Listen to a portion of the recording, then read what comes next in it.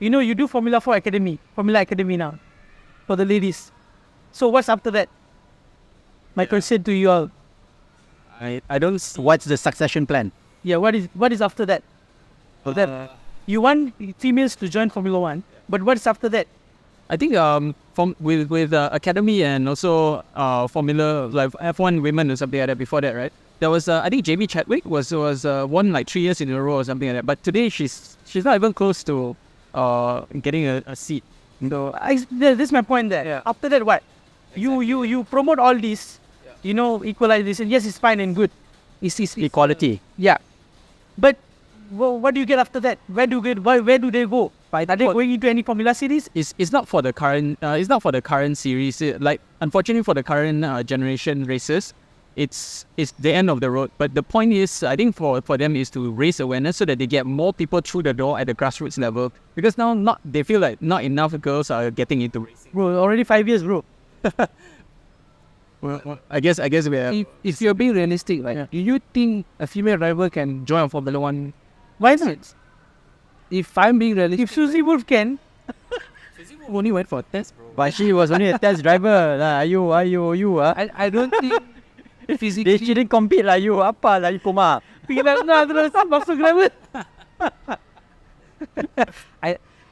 To be honest, I don't think physically they can compete be amongst the male driver. Biologically. But what is realistic though is if you look at any other sports, you have the male side and the female side. Sounds right.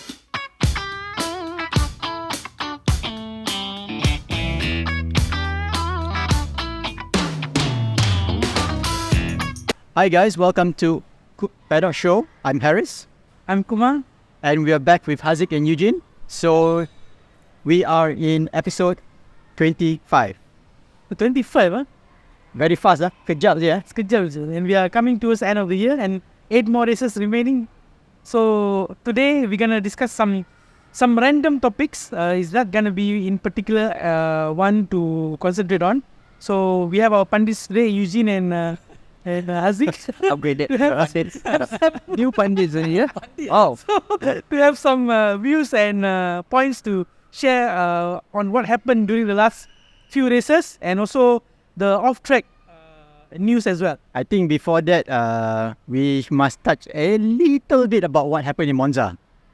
Betul tak? Yeah, sure. We should. I think, okay. a little bit. There's a lot to touch. Or a lot. I can see the cap. Yes, we can, right? But okay, never mind. We move from Haziq. What's your take from Monza? First of all, as a humble Ferrari fan, I'm very, very happy that Ferrari actually won in Monza with Charles. I think, after what they went through in the middle part of the season, especially after Monaco, it's probably the downfall of Ferrari. And I think for most of us Ferrari fans, we felt as if there's no hope for Ferrari this season. It looks like it was going to be a three-way battle between Mercedes, McLaren and Red Bull only. And Ferrari is just going to settle for top 4, top 5 finish. But we saw from Zandvoort that Charles and also Carlos had some pace. The Ferrari overall had some pace. And going into Monza, I had so much hope. I didn't hope for win actually. I didn't cry. I didn't cry. I didn't hope for victory actually. I was hoping for podium finishes, most probably second place, because knowing how fast the McLaren is. And then what happened was Red Bull was in P7 and P8 during the start, so it's only a battle between the McLaren, Ferrari and Mercedes, and I felt, wow, there's a huge opportunity. But knowing that it was a front row start for McLaren, I said, if Charles can finish third, at least on the podium, the Tifosi will be very happy already, knowing their season performance so far.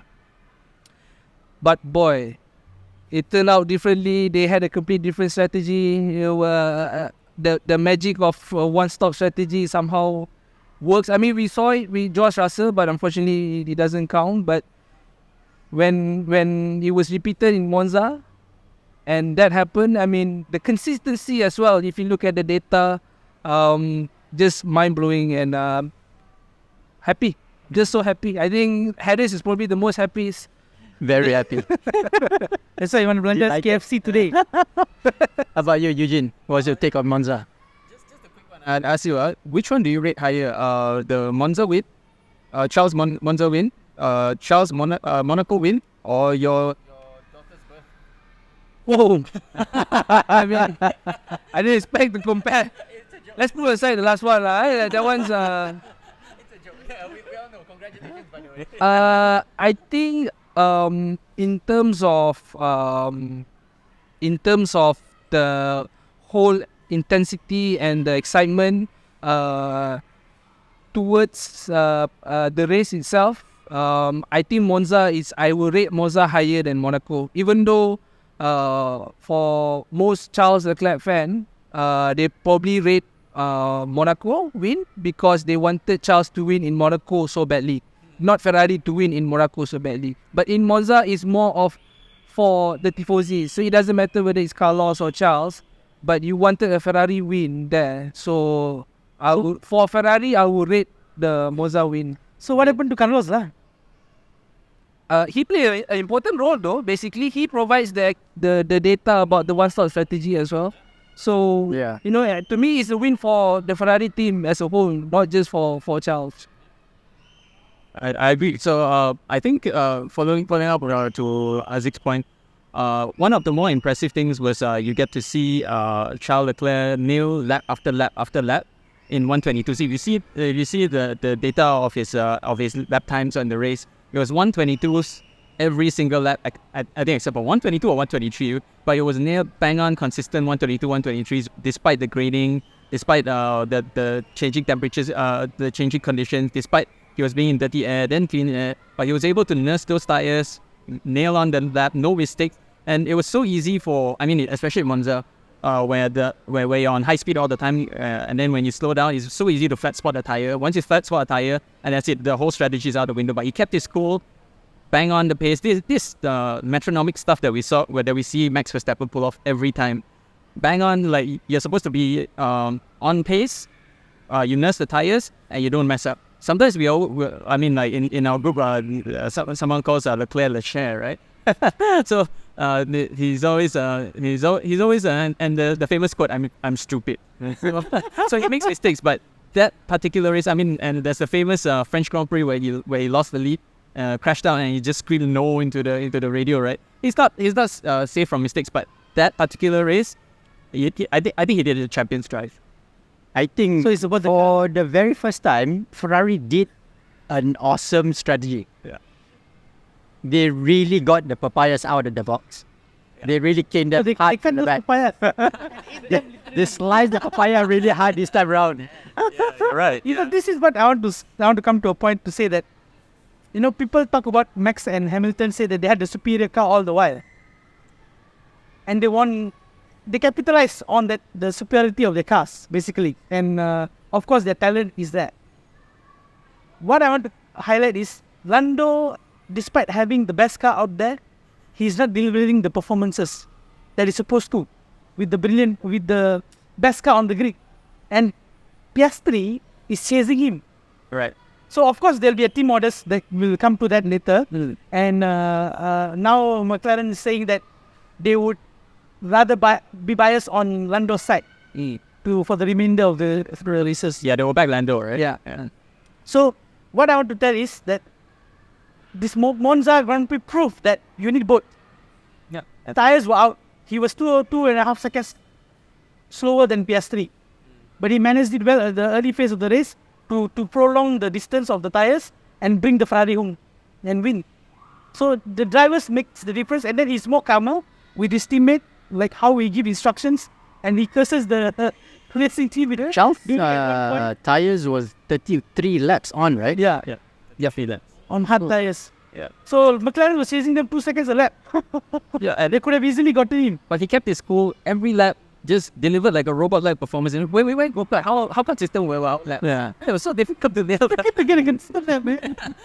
But for Ferrari to leave Carlos out there, I mean, Carlos had the same strategy. He also had one right? pit stop only. Yeah.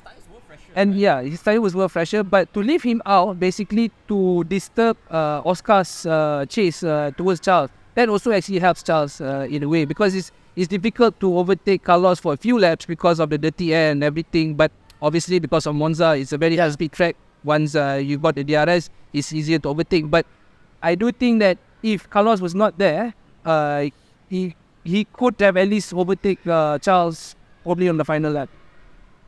And then the defending that Sainz did was also Yeah. it's a teamwork basically. Yeah, it wasn't as good as Alonso's defense in Hungary, but I mean the track is as such, and his tires were degrading. What I was I mean, like, can we just say that Carlos Sainz is just a consummate professional? He's leaving the team. He has no interest in help. Like there's no plus point for him to helping the team. But when he's able to win the race, he pushes hard. He tells the team stop inventing, right? But when it's time to be the team player, he just gets down and does the job. He does the job. Yeah, it's really impressive. I was impressed with Ferrari the whole weekend. I was like, where's this team the whole season? And you don't mess with Mark Webber's protege, Multi 21. Can I add to your touch on McLaren just now? I think with Monza, right, it's also a good lesson for team principals and also team boss. It makes you respect more what Jean Todt, Toto Wolff, or even Christian Horner have done in the past, or probably even currently. Because if you want to become a team principal or a team boss, I think you need to be more strict in your decision making. Here's a weekend where your closest rival is starting at P7 and P8, and you're starting in front row here, 1 and 2. If I were Zach Brown or Andreas, I would have made the call. Whoever leads after turn 1 takes the position, keeps the position. But as we go along, we will see at the pace, we will see at the tyre management and everything. And if there's a requirement to swap the cars, we will swap the cars. But that will depend on the situation. But whoever leads after turn 1, I mean, we allow you to race from the start until turn 1, but whoever leads will keep the position. I would have made that kind of call. But instead, they went with the street papaya rules, and they allowed them to race. And You're a Formula 1 team, not papaya seller. not only that, Lando did not get the win, Oscar also did not get the win. Lando also lost the position to Charles right after Oscar overtake him, because he compromises Lando's exit. Yeah. So if I were Zach Brown, I'll be knocking my head right now and ask why did not make that kind of decision in the first place. And too much arrogance is not good, you know. Yeah. So for what they have said in the radio, let's get them. Yeah. You know, it's like, you know. I think that's right. Arrogance is the word. I mean, if you're leading the race 1-2, like, you know how Hamilton and Rosberg were ahead of the field, yeah, then you fight like Bahrain. You know, the whole way they fight throughout. That's fine, because your nearest competitor is, well, like maybe the last race. You know, they're still trying to finish the last race. Here, your closest competitor is less than 2 seconds behind. Papaya rules is just now a symbol of nonsense. It's just a symbol of arrogance. Your closest competitor is right by your ass behind you, and you're like, oh, you're free to fight, man. Do what you like. And then you compromise a bit. The problem with McLaren and Zach is that they felt that they are in a privileged position now, Right. to do with to do with such rules. You know, you cannot take that kind of risk. The other teams are also catching up. You are not pulling a 30 or 20 second gap every single race. You know, so I think they got it into their heads a bit after Zandvoort. Maybe they feel that, you know, when we said that they weren't ready for the championship fight, all of a sudden they feel like they are the championship fight. So there's change of mentality. I really hope that Ferrari could take the constructors. Yeah. It's okay. The three of us also hope that. I don't like the papaya color already. Is it the papaya colours or Zach Brown himself? I think for me both lah. Bro. I mean, he is the papaya ma. He's a papaya. Okay, before we slice and dice the papaya, let's pause for a second Do you think this is the best season so far in Formula One in this era?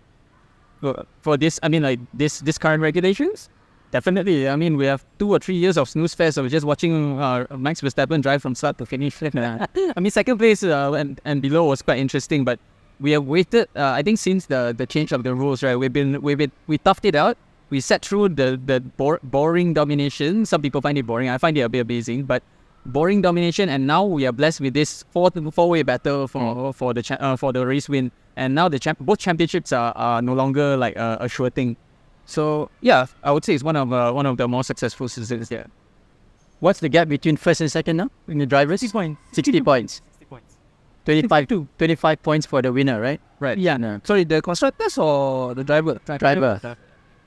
Second 60 place points. is 8. Yep. And then 39 for Ferrari. Yep. Yeah. So I'm more excited about the constructors actually. basically, you have 1-2 for Ferrari in Baku, 3-4 for McLaren, and then Red Bull will drop to third. That's it. Simple as that. Let's see if Mercedes has anything to say about it. They I hope hope like so. they upgrade. No, I'm a Hamilton fan, by the way. Groundbreaking news, huh? Oh, somehow. I hope you can slice off those papayas for me. Okay, so that's Monza. And what happened to Red Bull in Monza? Yeah, that was sorry again. What happened to Red Bull in Monza? They were just cooking up the tires. There was no balance, front and rear. So when you don't have a balance front and rear, you cook up the tires. You're a higher degradation. You cannot have that. You have both understeer and oversteer at the same time. So how do you deal with that when you don't have a balance? So with the introduction of the new floor, since after Japan, basically they introduced some new specs, right? So that was their downfall basically.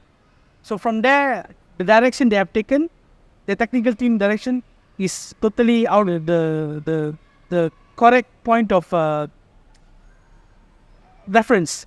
Okay, if you ask me, McLaren is the base car from last year. They followed through last year. They improvised here and there. Okay, with how Bob Marshall gave them the ideas to redefine the aero package. Everything is underneath the floor.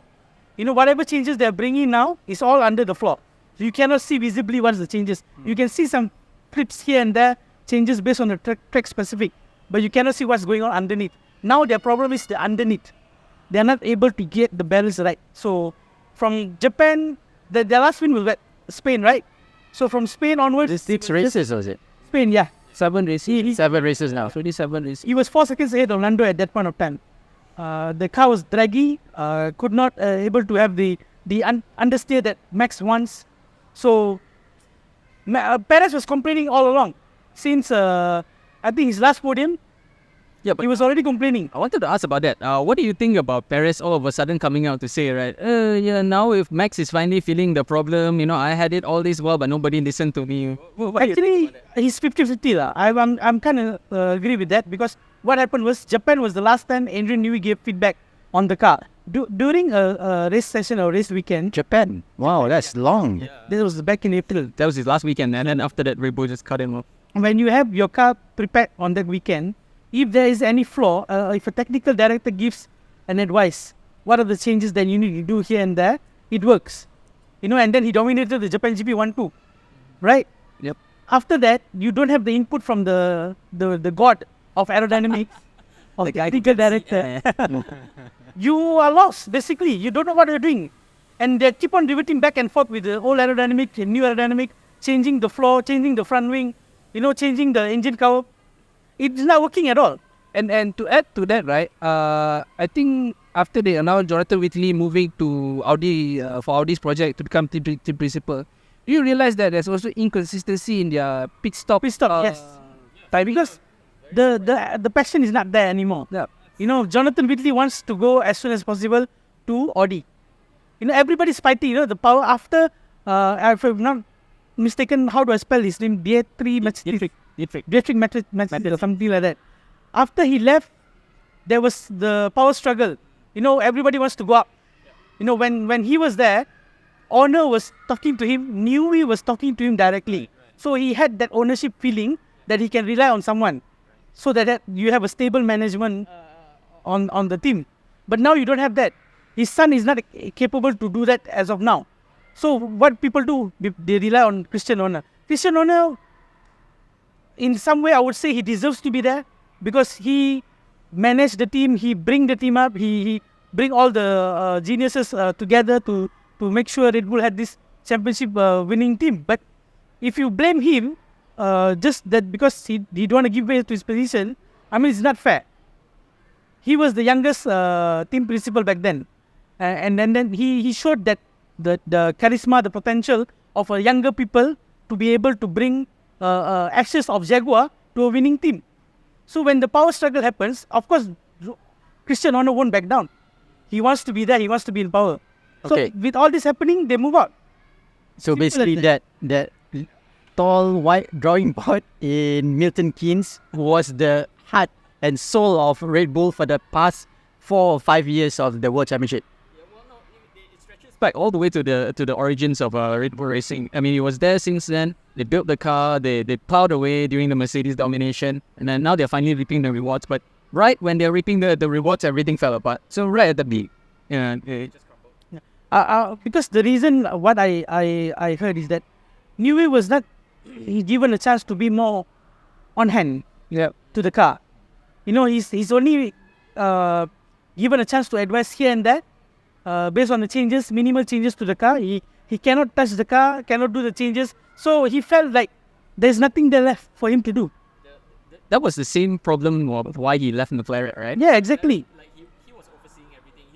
He was in charge. Then all of a sudden McLaren felt like, oh man, if this guy leaves us, it's bad, right? So let's try and like segregate it so that everybody they try and decentralize his power so that there is so that people can replicate and have a say, and in case he leaves, there's a succession plan. But then by doing that, it actually pushes him away. It's the same thing at Red Bull now, right? Yeah. They try and like make it so that there's a longevity, there's a succession plan. So, like you asked why there's a Red Bull downfall, 2 things. Simple, Newey and then the power struggle. The car is still good actually, you're still fighting at the upper midfield. If they're... That's good now. That's why I say good. I never say extraordinary. Yeah. So they're still thereabout. It's just that the fine-tune, the tweaking needs to be done before the end of the season. Otherwise, it will be a repeat of Bronze GP 2009 season if Max is able to drag that car along. Otherwise, no. I have another interesting question for you, Kumar. Since that we are seeing one by one people are leaving from Red Bull, right? Where do you see Max Verstappen in another 2 years' time? Either Mercedes or Aston. So you are convinced that he's going to leave Red Bull? Yeah, he's going to leave. First thing first, the powertrain doesn't convince anybody. They don't have the state-of-the-art wind tunnel. They are lagging behind. But are they building? A wind They are building, but it will be ready by 2028. So by the time 2028, I think Hamilton would have won another 4 parts championship. So you don't want that, And Ford is not really doing what Honda is doing. It's not a works project. Yeah, it's just sponsor. Branding, kan? Yeah, branding. Just put logo. Correct. Actually, winning in Monza, I tell you, is something really magical. In front of 335,000 fans. That's why for me, last year was the best year of Honda, I would say. They had a 1-2 in Monza. So if I had the opportunity, definitely I will go for that diecast as well. Because Monza diecast is not released yet, right? No. For Red Bulls. So I'm surprised that they never released that 1-2. Yeah, I mean, it's not Red Bull's home ground, so I think they didn't emphasize it. But I think Max Verstappen still is selling it, right? Since Only Monza. Monza, yeah. Plus, the unique thing about getting a Monza spec is because aerodynamically it's completely different from all the other races. Yeah. So the rear wings is slimmer, and the overall shape of the car it's meant for the high speed. In fact, This is Alpine's rear wing, they call it a table. Yeah. Even I can design that. They just brought a table there. Actually, for you guys also, just to recall back, Yeah. 2006 Monza was also the day that Michael actually announced his retirement. Yes. He should have just retired back then. And he actually won that race. And Monza used to be a military airfield, if you guys don't remember. And they have a banking. If you look Like at IndyCar, right? at the first turn, you can see the old banking and still in existence. Yeah. If you guys really look into all the previous clips and previous videos. Okay, so with that, I think we have a lot more discussion and a lot more heated debate coming. All right, that's what Kumar requested for this episode. I didn't listen. So we'll It's come just, back with a short after a short break. Aduh.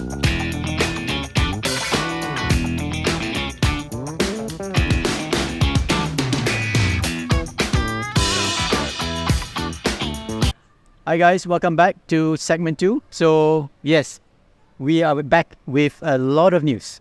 Yeah. Let's start with what's happening amongst the drivers. No, I would want to touch a bit on F2 drivers. F2 drivers, yes. There's, I would say, undeservingly, some people are going into Formula One, and some are staying just as a reserve driver, or maybe remaining under the F2 championship. I think it's unfair. You know, some of the drivers, like Bortoleto, like Frederick Vesti, you know, they have more wins or championship compared to Oliver Berman and also Kimi Antonelli. Kimi Antonelli is hype.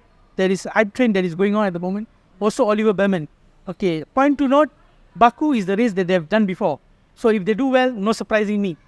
Okay, so it comes to other tracks that will really see their potential, whether they'll be able to cope with the car or not, like what we saw in Saudi Arabia with Oliver Berman.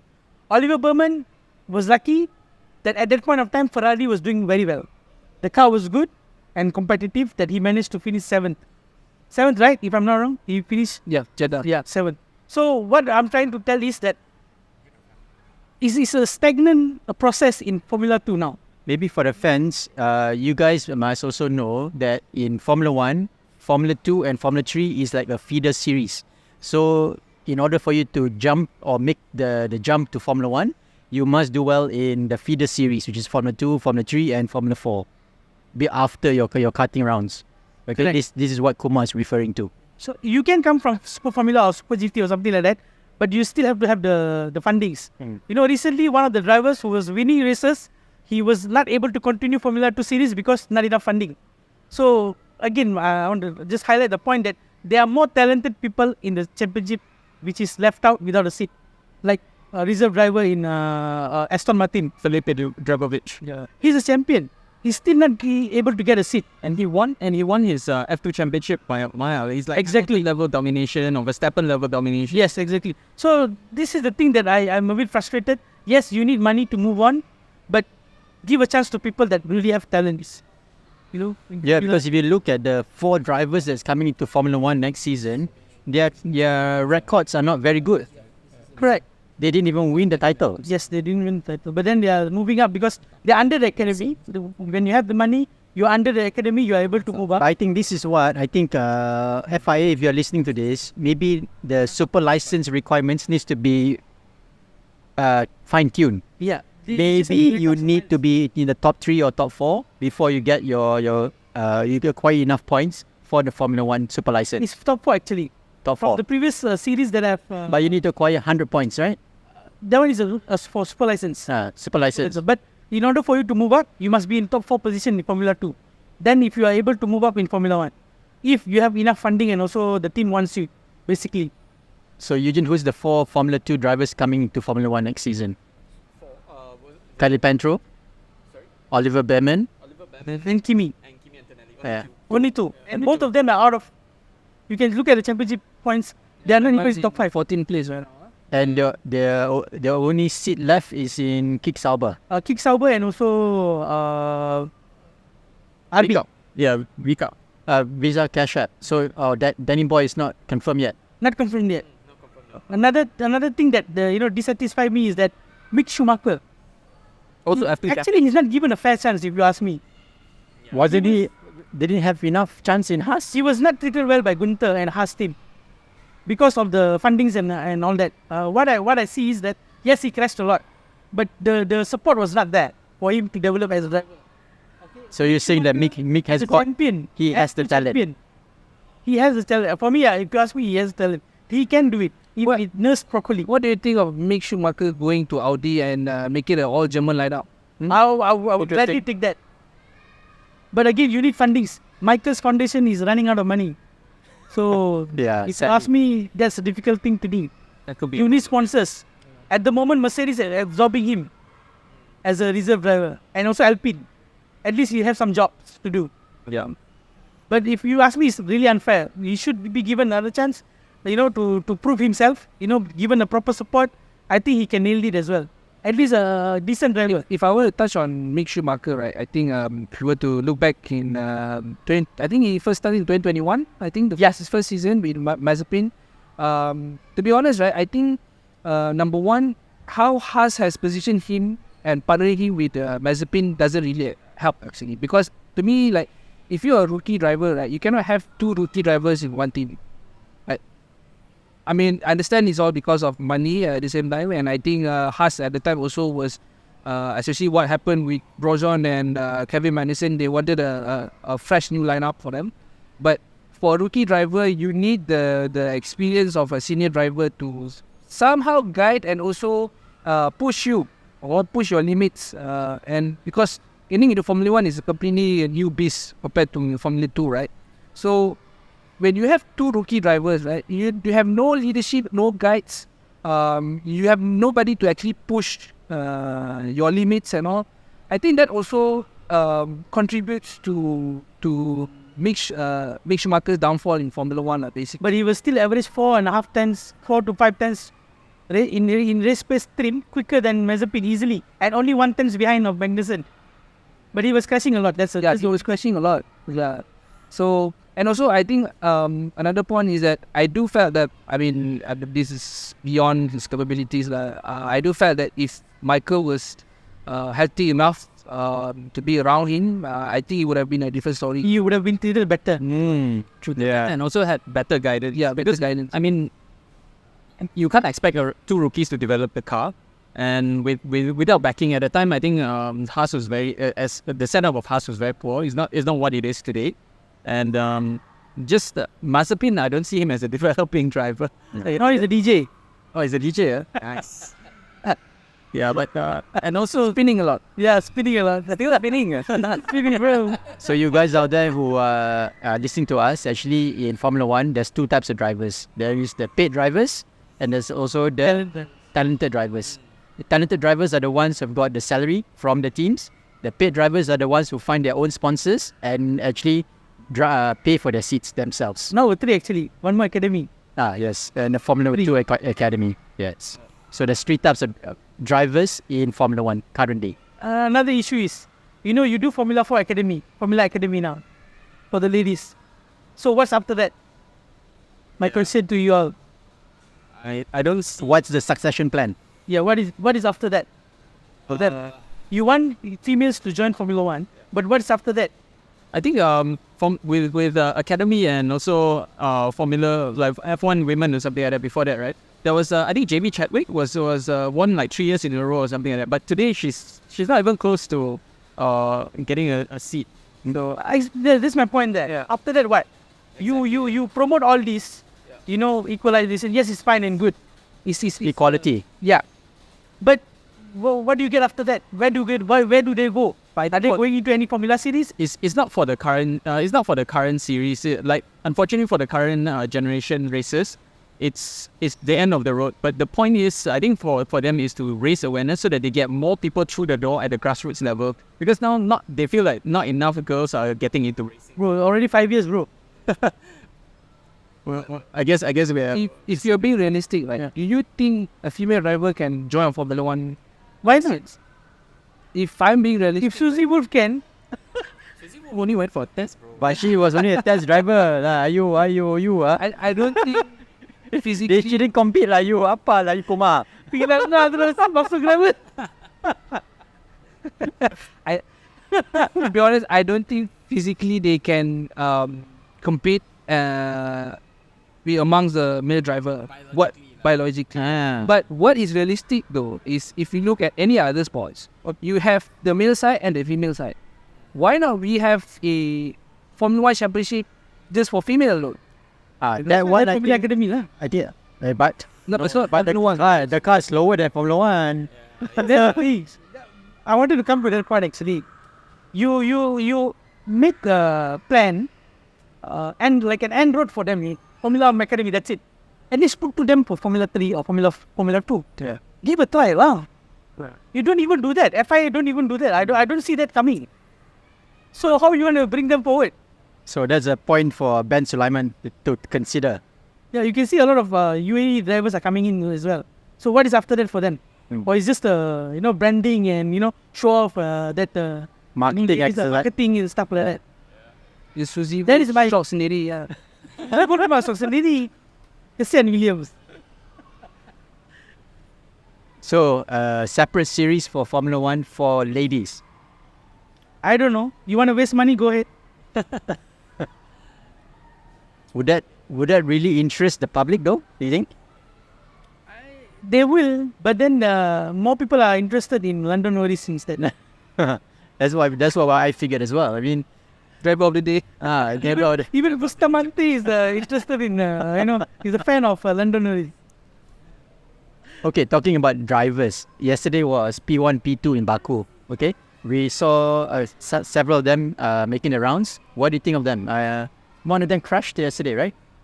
There was Calapinto and also Leclerc. Yeah, Leclerc. Oh my The God. track is very dirty, so it can happen.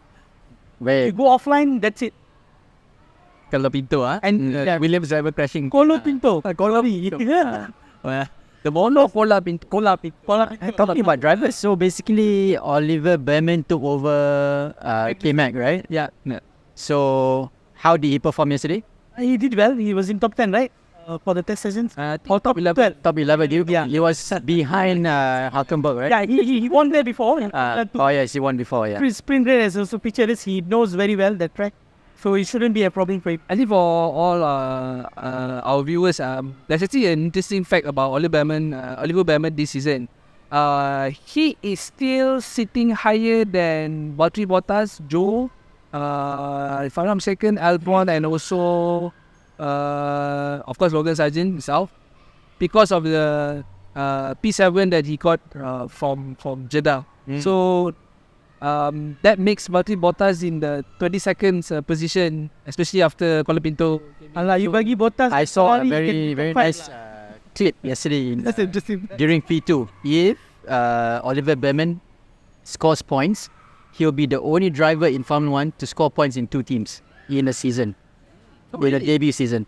Have they In done the it debut before? season. Yeah. Because I think Fangio did it the past, 1950s. in the 50s. Yes. He won a championship in two different teams in one season. One season. Second. No, his debut season. Let's see what he can do tomorrow. But I mean, like you said, Behrman has won here in F2 before, and this time he didn't get the call like on a Saturday morning so that you get into drive. Year later, he's Proper. Yeah, so let's see what Let's see. Maybe a top 10, I think. Yeah. I think Josh also did it in 2020. Williams and Mercedes. Did he? Yeah. Yeah, he's got Yes, two teams. That was his debut season? but not debut season lah. Yeah, it's something to... What happened to Logan Sargent? You wanted to talk about Logan Sargent. Logan Sargent, he's a good driver. He's not special. That's the only thing I can tell you. I mean, yeah, in Formula 1, you're competing against the best of the best. I mean, like, everyone in Formula 1, all 20 drivers that are currently driving, I'm sure, they have been number one throughout their series. And they would have, like, been number one the whole way. They go into Boca, number one. Logan Sargent won in the F2 series. Exactly. Did he? Yes, not championship. He won races. He won races, yeah. Then I saw Liam Lawson at the pit wall yesterday as well. Yeah, Liam Lawson is basically just waiting for him to be called for RBC next year. And Komatsu said that he won't allow Magnussen to rest the whole season after this. He will still bring him back for Singapore. So this is something to take note because contractual wise they Yes. cannot go around and get Berman to drive for the rest of the season. So Formula 1 drivers is a very tricky business too. It's not just being the team principal or being the technical people. It's also being a Formula 1 driver itself is very political. But what Williams did was actually correct lah, because Colapinto is from his academy. Yeah. So and he won the race before in F2 or so. So why not try? Give a chance to a new guy. But yeah, that's a really interesting move of Pals. I thought Mick Schumacher would get a chance. But it's very funny, because Toto Wolff is his manager, right? Is his manager. He's the manager of Esteban Ocon also. Toto Wolff, he owns his own team, and he doesn't give his own drivers the chance in Mercedes. They put him as reserve, and then after that, he'll be like, hey, my driver is very good, but I don't want him in my team, so would you have him? Yeah, that's the thing. You see, Patrick Vesti is good. Yeah. Then why you want to take Kimi? Give Patrick Vesti a chance, huh? Yeah. But I think it feels like Toto. I'm telling you, they will regret. But Toto decided on the driver very early on, right? Yes, he said They will regret. Very early on. Yeah, Toto is like he feels like he a bit of FOMO because he missed out on Max Verstappen. He don't want to miss out on that next Max You Verstappen. know what is it? I already made my mind after Lewis Hamilton decided.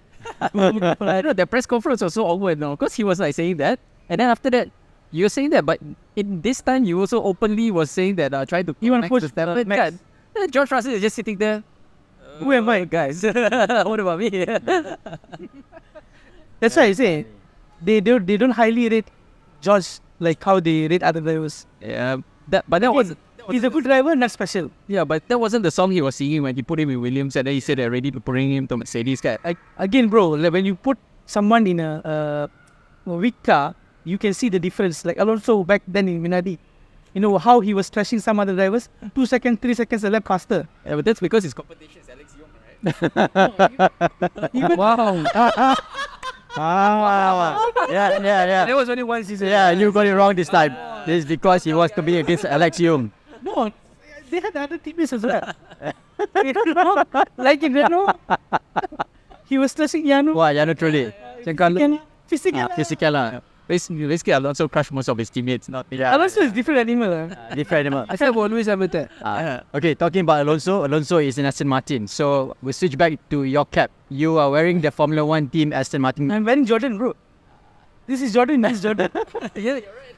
So recently, the news of the rumors that's been circling around the Formula 1 circus is actually true. Adrian Newey is going to Aston Martin in Silverstone next year. I'll say Adrian Newey going to Ferrari. No, I don't. Because I mean, based on the rumors that he's going to Ferrari. Ferrari, the rumor. He was actually wanted to go Ferrari, but He got the offer. Ferrari didn't, had the same understanding that what Yeah. he wants. Eddie Jordan came out to say that they had very long conversations with Ferrari, and it was quite advanced.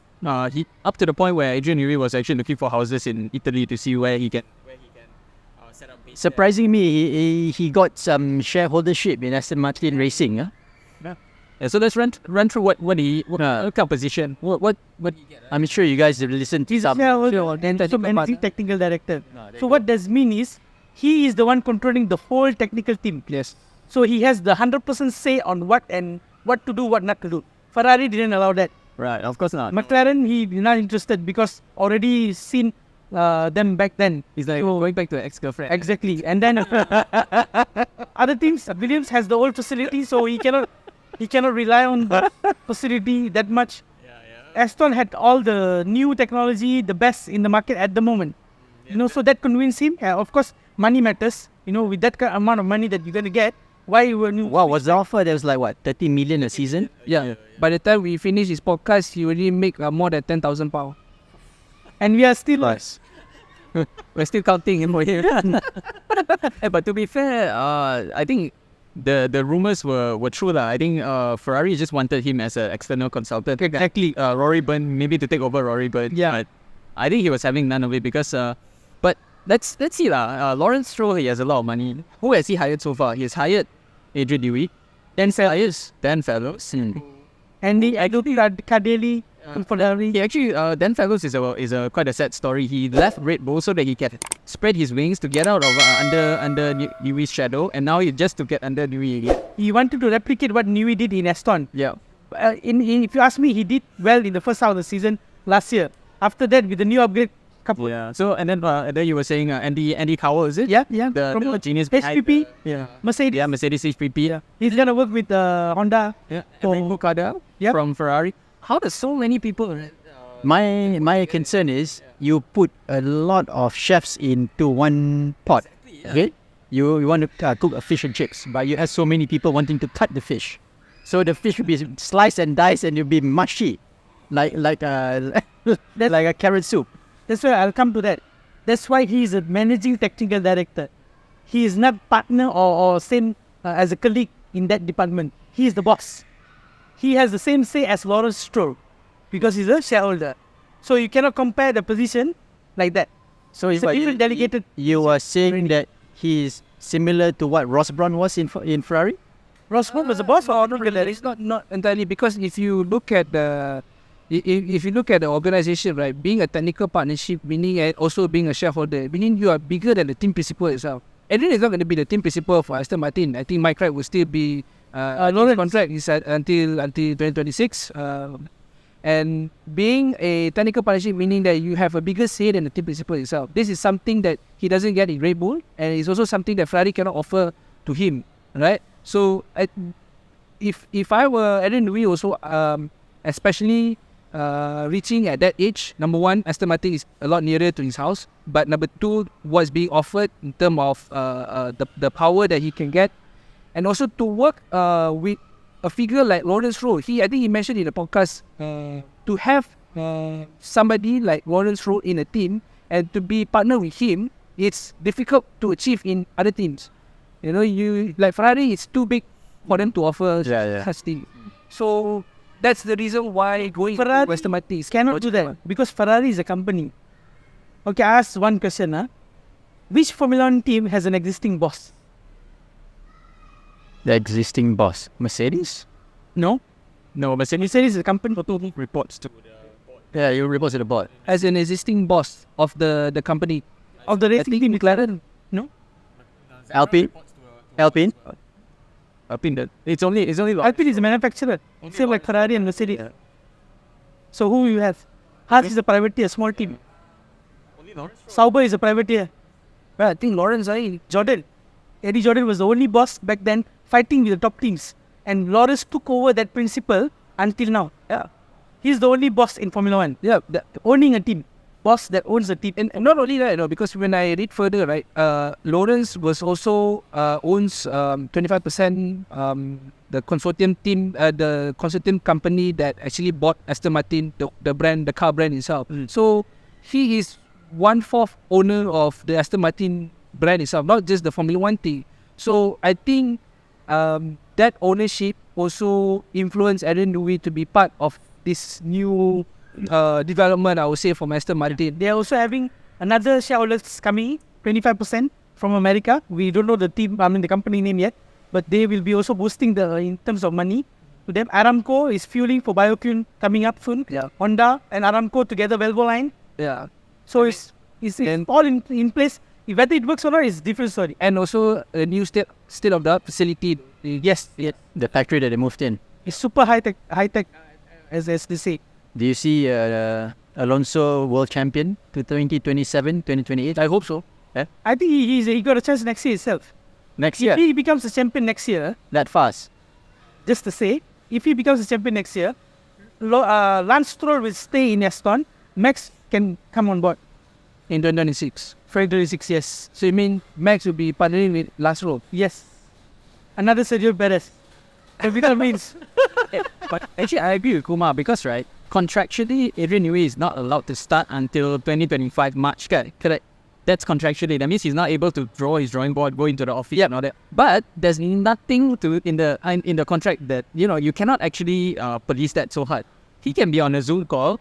He just basically tell Dan fellows, hey, you draw like that, draw like this, I want like this. So basically, right, he only has an influence later on, but he can easily just stand behind. He can initiate already. He can just stand behind the shoulder. He doesn't have to do anything. He just look at it and be like, no lah, I think you do the overbite or rather the underbite.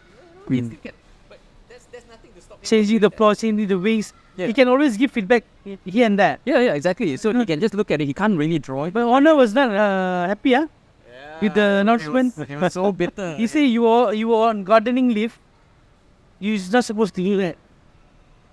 Screw Based on contractual based on contract, Right. he shouldn't have done that. But who cares? Garden leave is just a terminology. I think. It's not. That doesn't really take Exactly. into effect. You cannot hold him. Once it's off, it's off. Now that you don't allow him to go to technical department for you to give feedback on the car, you made the mess. You deal with this, But now that biggest mistake of Christian Horner. Now that you say that Alonso potentially can win championship in 2020, As soon as next year. as soon as next year, Now it got me excited for next season, because it could be a 3-way battle, or probably a 4 lah. But I would say it to be a 3, or could be a 5-way battle Why I say that? between Alonso, Hamilton in Ferrari, Charles also, Max, and also That- Lando, and probably Oscar and Lando. That's why McLaren cannot lose this chance this year. If they don't be professional and and keep the ethic race program in place, they can win easily. But they're not doing that. Yeah. Next year is never a guarantee. Yeah, that's true. It could be Aston, definitely. I mean, not Definitely. so happy on record. Aston next year. You already miss out the chance to become champions. Hamilton for sure he will be there in the mix. You cannot discount him because he will bring all the experience, his knowledge of how the Mercedes team work and stuff like that. Yes, there are some secretive involved that they cannot allow to reveal to other team that they're joining, but some small feedback here and there, like what Eugene said. Okay, Adrian Newey, I think you think is a big upset for a lot of teams, eh? He will definitely upset the order because his history, if you look at it, right, every team he's joined since Leighton House has been eventually turned into championship winning teams. Everything he touched turns into goal. To be fair, I mean, you say that he can win as soon as 2025, but I think Lawrence is a bit more wise than that. He's not a billionaire, and he doesn't. He has this time his multi-billion-dollar business for that. Yeah. I'm sure he understands that if you give Adrian Newey the reins, if he doesn't perform in 2025, it's okay. I mean, like he's actually working on the 2026 Cup. 26, if he still doesn't make it, it's still all right. I mean, like you don't expect results immediately, but over the years he's placing his bets basically that the history will repeat itself and Adrian Newey will work his magic. As I know, it's a 5-year program with multi-year partnership, so it's not a overnight thingy that you can expect from them. Okay, so Why I see they can. my question is, how do you beat Adrian Newey? I'm sure there is a way to beat him, right? Yes. Of course, Mercedes did it. Yeah. Years running, right? Years running. Pure on engine power. Engine power. All in it. The more engine power you have, the more downforce you can put to the car. So he's a genius in aerodynamics. Yeah. Because rake, we come back. Yeah. Rake is coming back. Yeah. You know the rake? Mm. There will be not much ground effect for 2026 season. This is why, because the aero package. Yeah. When the the downforce goes lower, the car will drop more. We will see slower times in 2026. Yeah, definitely. Yeah, because the power went down. And then That's where Lawrence Stroll tried to cover his space. He signed Honda as a works engine partnership, and then he got Andy Cowell to work to spearhead the project. And the guy who was behind the benefits of Mercedes domination and engines. So he's trying to cover all bases up. So I'm quite excited. Man. why I say that Aston Martin could have chance next year itself. Why? Because you see, Red Bull just dropped suddenly, performance-wise. Aston dropped performance-wise last year suddenly.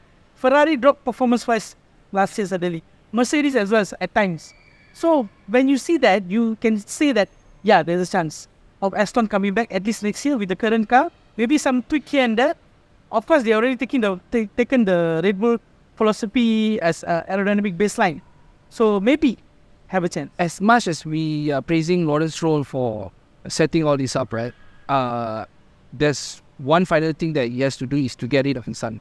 Because no, Agreed. as much as we laugh at so many memes and jokes about Lance Stroll, my goodness. yeah, but if you look at last season, for example, if it was a different driver, let's say don't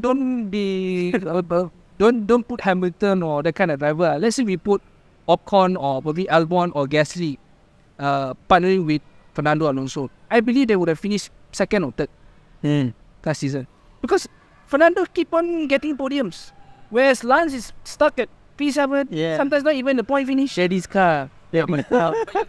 Lawrence Stroll, right? The reason why he came into this business is one, he built. He wants his son to win. He wants to see his son become a world champion. I think that was primarily why he came in. But now he becomes personally more invested, and then now he wants to see. Now that he's owned a Since he owns Aston Martin Racing, yeah, so maybe now he wants to see. maybe his mindset will change. Correct. Agree. So maybe he just goes to his son and be like, son, I tried to help you, but now I gotta win. Back off. Yeah, hopefully lah. I hope so. Because otherwise, you still be Dilulu thinking that his son is the best driver of all time. Yeah, better get it sorted, or he become a delusional team principal and an owner of a team. That's the biggest question. Biggest question mark. Because you guys, if you look at the records, Lance Stroll is usually 10 places, minimum 5 places behind But Fernando. he had the car in Turkey 2020. He almost won the race. But with- that's once off. That's not consistency. Because you have the car at that point. If you had a car, So when you have the car, he could have That was 2020. Is it? 2020 Turkish GP. Yeah. They made a mess in his pit stop strategy or something like that. Because he got pole in qualifying. Yeah, he pulled. okay. My I question remember is, that. where did Lance Stroll come from? Canada. No, not country. I His mean, first season was 2017. I mean series He got before podium, you know. Yeah, he got podium in Baku. Baku. Was he in F2? I'm not sure. I need to check his background. What is Lance Stroll's background? I mean, was he an F2 driver? He was there, but he was never there. So I never really checked. I think he's an F2 champion. F2 champion. I think so. Let me check. Yeah, just do a quick Google. Google here. I think he's not bad. I think he's not terrible, but he's not. Again, he's good, but not special. Okay, before we wrap up this segment, you wanted to touch something about Sky Sports Channel. Yeah, I'm really glad that Adrian Newey, touched that point.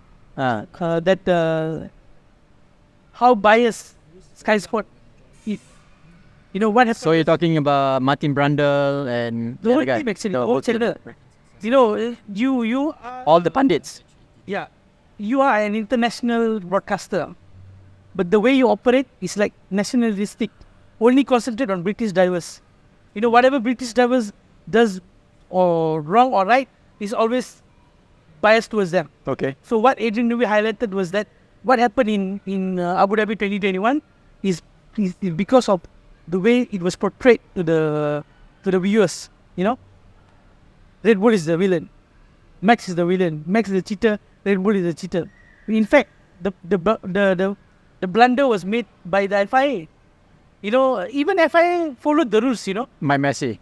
They actually followed the rules. If you remember Baku 2021, they had only one lap race to win. One lap only left to complete the race. And they did a standing start. Why people never complained back then? Because Hamilton was on pole. Why? Where was that? Nobody came up. Only one lap, you do a standing start. To his genius, of course, Lewis threw it away, the race. So you need to look at all these points. You don't just blame on Red Bull and make him demonized like what he said. People need to realize that Sky Sport is actually just concentrate more on British drivers and their season. That's all. They don't care about other drivers. It's a problem Simple as about not just about Sky Sports and any other media and also even social media. What limiting media did with Formula One is that they have now gathered all the social media data. Who is the most popular driver in social media, in Instagram, in Facebook, in TikTok, and everything. So they already had a statistic to know which are the popular drivers. Whenever they post something about a driver, they will see which driver gets the most the most views. Because all these likes and views give money to the accounts or to the company itself. The engagement basically to the audience. And they realize that with Max Verstappen is a lot lesser than Josh. It's a lot lesser than obviously with Lewis Hamilton because he has the entire North America supporting him.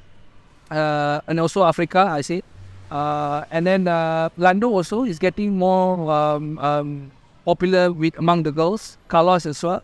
So because of that, right, there's always this propaganda or a little bit of biasness toward all these drivers because that whenever they praise these drivers, they will gain more popularity and more money will come in. And I do blame them for not making enough effort to discourage that. If you know that a certain driver is not supposed to be demonized, at least make him popular in a different way. Try to engage more, to make more activities. I think the only effort that you see is coming from Formula One and also Red Bull, who's trying to make Max Verstappen and Checo a bit more famous by doing this amongst all They the are people drivers. that car manufacturer. There's another part that the most of the teams are against. It's just a car, a drink manufacturer. Yes. How can you beat me? So yeah, I do think that not only Sky Sport, I think the whole social media and also Liberty Media. But I is blame not Ted playing a Kravitz role. lah. Ted Kravitz. Oh, He just got married. oh, really? Yeah, that's why he won't be around for Baku commentary.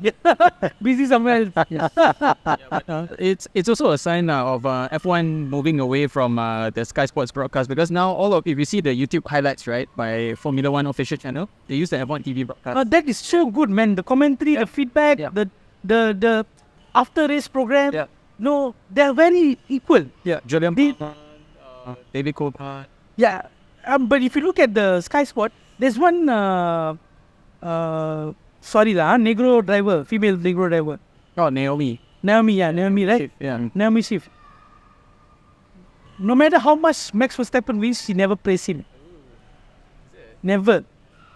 Why? Why you want to have so much of hatred? You're not gonna live 100 years, man. Just take it up to the chin and move forward, lah. Even Hamilton already admitted Max deserved it. What else you want? He's not doing the Felipe Massa until today, still fighting. Yeah, it's not like Massa, It's different story. That one they known. Yeah. They known the issue. It was a purposely made racecraft. So it's a different thing. We don't know whether that will be, the outcome of it. Massa still not allowed to come to F1. Yeah, but That's still bad. He's still back. Yeah. I don't think he's trying to change the championship. All he's trying to do is just get more money. To be unfortunately. Never mind. At least get some clarity that this is what happened Yeah. and close the case. Simple. Disclosure. Under table, apa lah itu.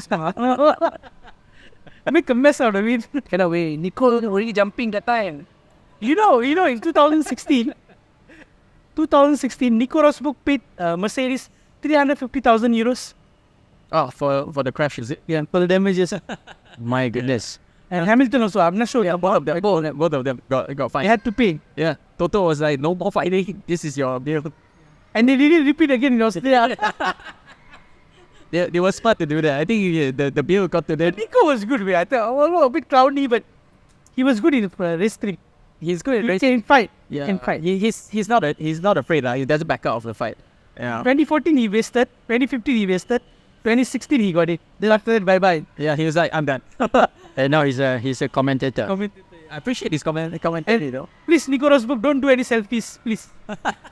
But now, if you look at him commenting, right, he's a very typical German attitude, because most German is very straightforward. Straightforward, yeah. Like he's straight to the point. Like I rarely see a pundit go and tell a team principal or a team boss, okay, this is actually what you should do. Who does that? But yeah, only Nico Rosberg does it. So I think because he knows the ins and outs of the team. Yeah. And Formula One, is it?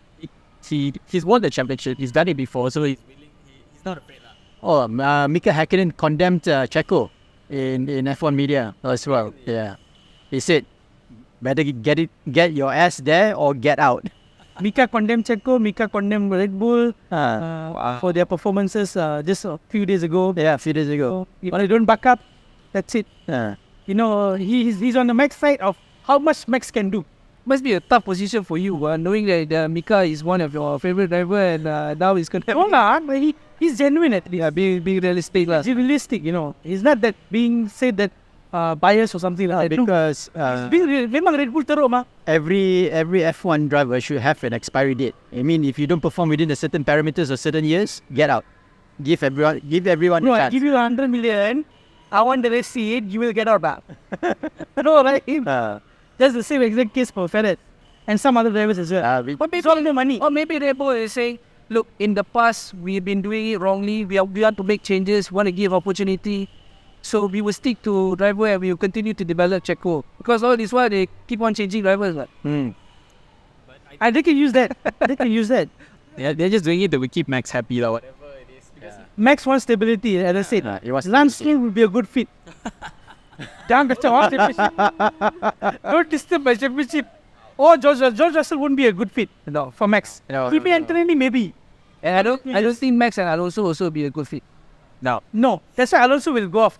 There is something that I think that will happen. Alonso will maybe after one championship, maybe Yeah, just get one more and just balik. close chapter. Because he will still be involved with Aston Martin Yeah. as the team ambassador. Yes, yeah. Look at the Valkyrie, bro, that he got recently. Damn, bro, I tell you that V10. That's good. Yeah. Yeah, but immediately after he got the car broke down. Huh? No, not put down. They had to tow it back to the factory. Oh, It's a false information, bro. That was in Monaco, right? Monaco, yeah. He didn't want to drive back, Stunning. so he just tow it back. You see some of the social media news, how they change. Talking about drivers. Now Charles Leclerc brought a dog as well, like Roscoe. My God. So what is Next Albon will bring Charles Leclerc's got a dog? You didn't see the dog? Yeah, I saw he got a dog. Leo. His name is It's you. Yeah. What is it with drivers and dogs nowadays? Dogs are getting VIP passes, bro. We don't have passes, and yet dogs Dogs are have getting the passes. four-leg animals have got passes. I mean, I can get more likes. bro. What's the name of the girlfriend? I don't concentrate on that. I don't consider that. I concentrate on Red Bull's performance. How much to concentrate on though recently? Nothing much to concentrate on. Yeah, I agree. Okay, so I think we'll come back with a touch on Singapore and Baku. Yeah? All right. We'll come back soon.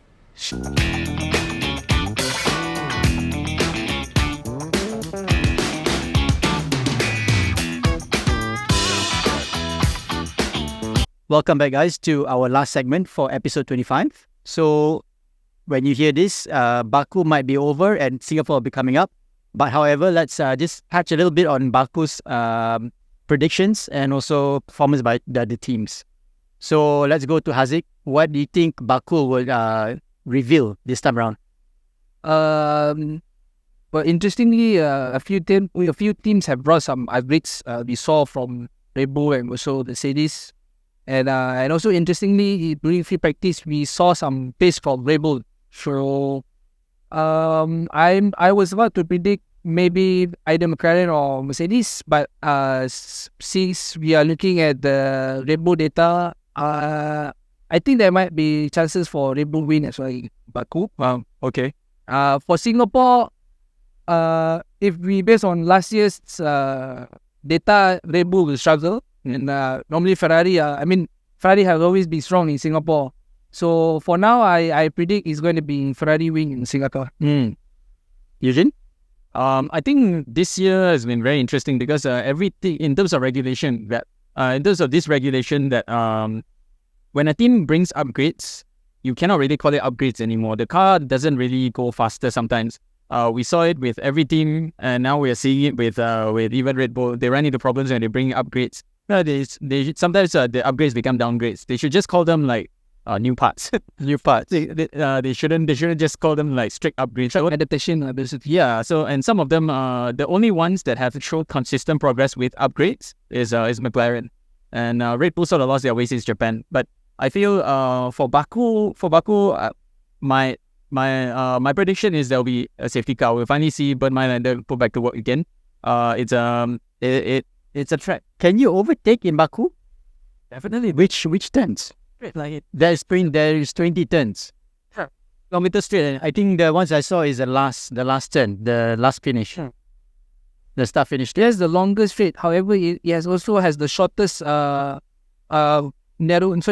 also has the shortest starting front row to the first corner. The shortest distance. Shortest distance.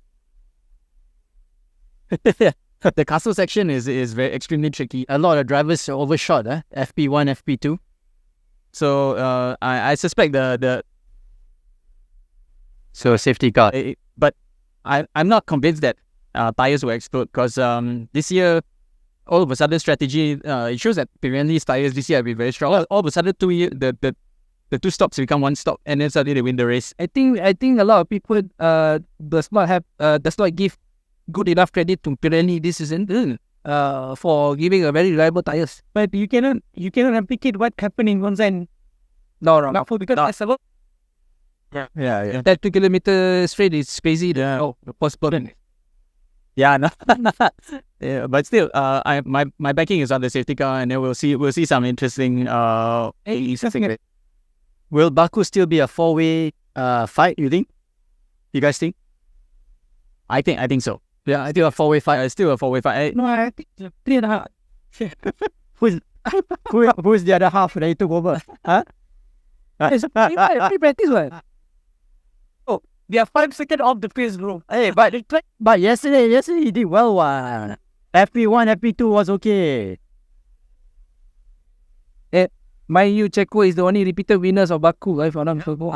Yes, that's what the commentator said yesterday. I agree, but it's too early to tell. Okay. So you're saying Checo is out of the podium? Red Bull generally are out of podium. I would put McLaren, Ferrari, then Mercedes. I without mention driver's name because too much politics and mixtures. So Yeah, but Singapore, I agree with Haziq. It's typically a Ferrari stronghold. Red Bull will struggle, but I think McLaren and Mercedes will be in the mix regardless. oh, let's see how long. You'll be there, right? Yeah, the one GP you win to last year. And the one Red Bull didn't win. You go there and wear Ferrari. Yeah, you wore the Ferrari shirt last season at the Singapore GP. Interesting because later part of the race, Max was on the same pace as the leaders. Yes. So it was quite convincing. It's just that they didn't get the balance right at that point of time. They're having the same issue now. 12 all in circus. Balance issue there. What's your prediction for Baku and Singapore overall? Driver or team? Driver. Driver. Baku, I think yes, he will take. Yeah, Wow. Lando. So you're betting on 1-2 finish for McLaren? Hamilton will be in the mix. But that Singapore GP, I'll go for George Russell, then Sainz, Lando. But I think the new papaya rules will state that if it's a 1-2, right, they'll give it to Lando, right? You see now how they slice it up. It's it. Dangerous. So I heard that someone's going to Singapore GP this year. Yeah, I'm going there just to make sure that I have my, stay in line. If I manage to get the drivers or anyone, get the signature. So someone's queuing up on a Thursday to get a signature on. Wish you all the best, bro. We post that. Black ticket. No, cannot. I don't think we can just easily get tickets now. Despite it. I brought him to the paddock last year. That was a bad hit there. Nice. Amazing, to see that. He took pictures until his phone memory would just collapse. I want to think I don't. You should have bought him a new phone first before. I'm thinking I haven't shared the pictures, man. We were still having it. And for the very first time, he actually used the pass, which had a photo of a female, which is my wife. Yeah, looks similar. Look very. So he turned around the pass because the VIP passes has a passport photo on with. Thankfully, in Singapore, they have a similar culture. They let you pass. Yeah. If it was in Europe, I don't think they will allow you. So the guards were pretty lenient last year. I was like, no one's break down. The moment I entered, and he met Azmin Ali right at the paddock club. Oh, Azmin was there. Azmin Ali and Tan Sri Mozani. That was a lot. Yeah, I saw Martin Brundle, Karan Chando, Mick Schumacher. Martin Brundle. Sutton photographer. And Never give him a friendly. I want to tip, but I can tell myself. Otherwise, they check your paddock pass. I just walked past my woman. Look at my track, ball behind it. Oh, it was bad. Two. Going to the premium walkabout. No, they actually have grandstands for premium walkabouts. Oh, We can sit, enjoy. thing is, Singapore GP is very vibrant. I think because they have so many activities, day and night, and also the lineup of concerts. Here we Kontang Kanting only have one concert.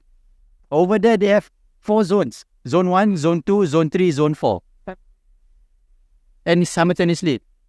So basically where you are, let's say you're at Padang Grandstand, or you're at the other grandstand at Stamford, right? The closest zone, you can actually just go and watch the concert. That is ongoing.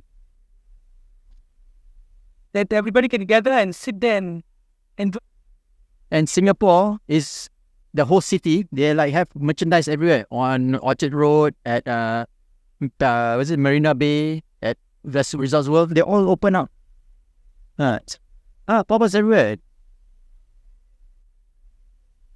No, despite them being resellers, you imagine when we had our races here, they don't have all these things. Right. We did that. No, we don't have. We have to go to Sepang and buy. Only in Sepang. Maybe in the setup.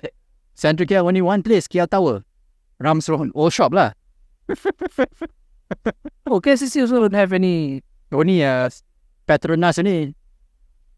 And then I remember that there were few stores in Bukit Bintang. That's all. One only. Not many.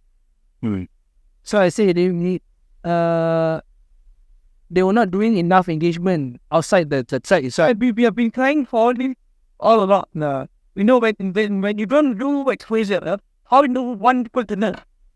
Sayang, because you see, Singapore came after Sepang. If it came before, tak apa, we understand. Tapi this one came after us. And many years after. Actually, the one positive side for Singapore, as a Singaporean, when they wanted to be the Formula One later on from Malaysia, is that they learn from Sepang. Sepang people actually went to Singapore to learn how to organize an F1 track. They improvise it when they see they are not, because they kind of understand. So when you start in 2008, they look at the data in Sepang. Not many people are coming as well. But what would be the reason? So I think they learn from that as well. So when they introduce, even bro. And I like the way they do their tickets, Like on a Friday, you can go to Padang Grandstand. On a Saturday, you can go to Stamford Grandstand. So you can buy a 3-day grandstand package where you sit at the different viewing angles. So you're not bored. I think that's very, very creative. The whole country, they see, because they're just a small city. The whole country transformed into the F1 experience. something like, Yeah, so that's it. And thing that's it, right? What's that? We Saudi Arabia, they make the Dancing Lights, I see it. That's it, right. they want to be what do you call this? dancing line. Yeah, so I've seen people say that one of the most organized GPs is Singapore. Right after the GP ends, there's no huge crowd to get to the public transport. There's no huge crowd to the food. There's no huge crowd to. But actually, there are some flaws. Yeah, but you cannot perfect. Yeah, but I mean, it's still bearable, right? When it rains, the mud is there. Yeah. Okay, there's one thing. They still covered bandstand. But you can expect that from a street circuit. It's a street circuit. And what I can say. Yeah. And very easy access. And you got everything. I mean, the moment you step on the circuit, you have something in. Yeah, and they were very clever. The price also, I think the price was also not too bad. I mean, for a basic grandstand, it's 395 Singapore. Basic is how much again? 395 Singapore. 1,002 ringgit. Our platinum, was it platinum? Oh, hang on, no. Ruby. Ruby was about 800. Sapphire is 1,004. And then the front one, what's the front one? Forgot already the name. That's about 1,008 ringgit. But that suppose skirt is only limited to one. When you buy 3-day bus, you are limited to that. And you can't go elsewhere. Yeah, that's the downside. That's why I always like. Sepang is so bad until they even open Friday itself. Free for all. Yeah, free for all. How? I think I think in order to solve it, we need to start to build a Ferris wheel and also a casino like this in the proximity of the track. More than enough time we've done that. You turn Sepang into a night race. It's going to be a The closest very, will be Misui. yeah, Super GT. Yeah, awesome. To see those deputy. So I think we are all excited about this season being a four-way battle. I think I've never been glued to the TV like I have been glued right now. No, I think everyone is in play because anything happen. Okay, you look. Okay, we like to just look at the 8 circuits. We have Baku, then we have Singapore. After Singapore is what's after Singapore? No, the last 8 circuits. What are the 8 circuits? Baku, Singapore, LV, I think they go to the America. America. What? Austin not yet, right? Qatar, Abu Dhabi. Yeah, after Okay, Singapore, I might be biased, but looking at the Qatar. tracks, it's like a Ferrari kind of tracks. sorry? They look like Baku and Singapore, I think, is a Ferrari track. Las Vegas, not sure because that stupid Stein's pothole nonsense last year. Fine for it? Yeah. It was all. We were strong too. Strong. And then Austin also, Ferrari, I think they did not too bad. Mercedes. But powerful, yes. Mercedes powerful. The powertrain better there. Status every week. Yeah. Right? Probably the most challenging one would be Mexico. Mexico, yeah. So I think their viewership for this season also went up. Definitely.